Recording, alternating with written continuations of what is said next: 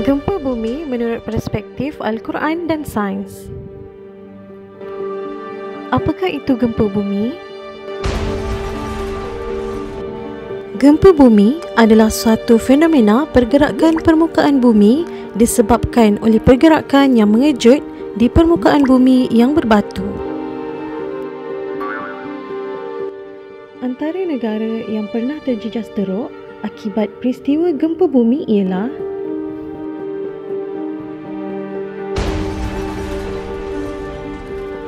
gempa bumi di Aceh pada tahun 2004 dan juga gempa bumi di Palu pada tahun 2018. Gempa bumi menurut Al-Quran. Kejadian gempa bumi turut diberi perhatian di dalam Islam. Ini terbukti apabila terdapat ayat-ayat Al-Quran yang mengisahkan serta memperihalkan berkaitan peristiwa tersebut. Terdapat pelbagai istilah yang digunakan di dalam Al-Quran yang boleh dikaitkan dengan peristiwa gempa bumi. Antaranya ialah zalzala, sayha, khasafa, raja, dakka dan juga rojafa. Terdapat dua istilah yang merujuk khusus kepada maksud gempa bumi, iaitu zalzala, rojafa. Tafsiran zalzala. Firman Allah Subhanahu wa taala, "Idza zulzilatil ardu zilzalaha." Maksudnya, apabila kamu digegarkan dengan gegaran yang sedahsyat-dahsyatnya. Surah Al-Zalzalah ayat yang pertama. Ibnu Abbas berpendapat, pada sebelum berlakunya hari kiamat, berlakulah gegaran gempa yang menggoncangkan dunia dalam keadaan yang amat dahsyat.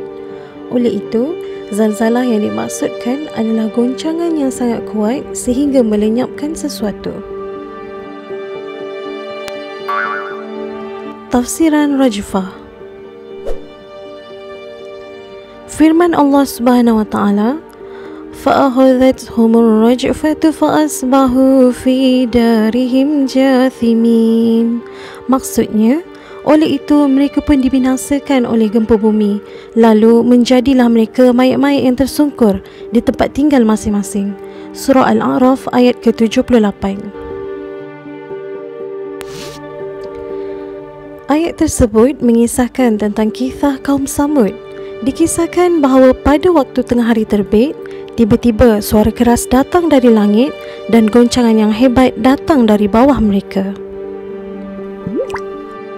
Hadis Nabi Muhammad SAW turut menghabarkan berkaitan peristiwa gempa bumi.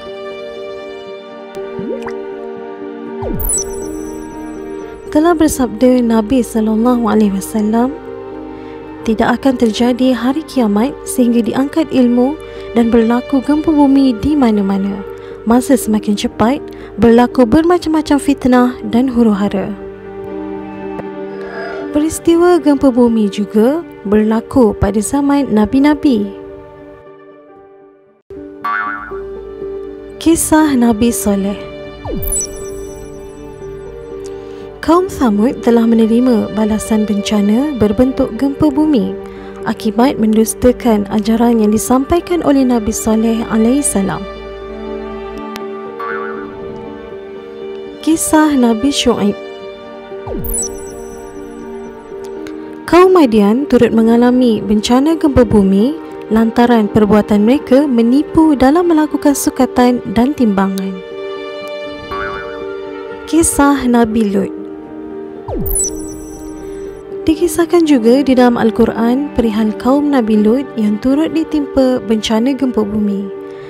Kaum Lut terkenal dengan sifat buruk mereka yang gemar melakukan hubungan sesama jenis. Gempa bumi menurut sains. Proses gempa bumi.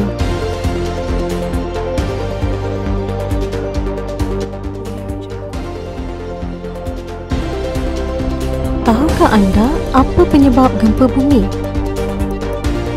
Gempa bumi dapat terjadi dengan beberapa keadaan, namun yang paling umum adalah tekanan dari plat bumi yang bergerak.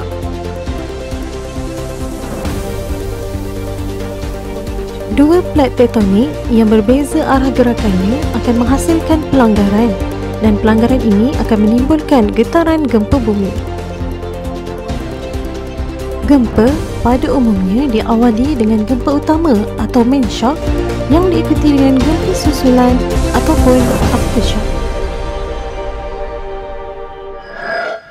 Pengajaran daripada peristiwa gempa bumi.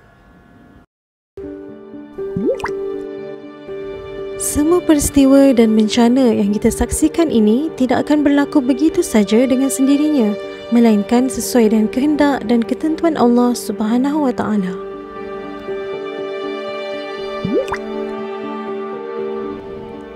Berbagai peristiwa dan bencana itu berlaku disebabkan kederhakaan manusia terhadap Allah Subhanahu wa Ta'ala dan syariatnya, serta berbagai dosa yang mereka lakukan. Lalu Allah menurunkan azab ke atas mereka.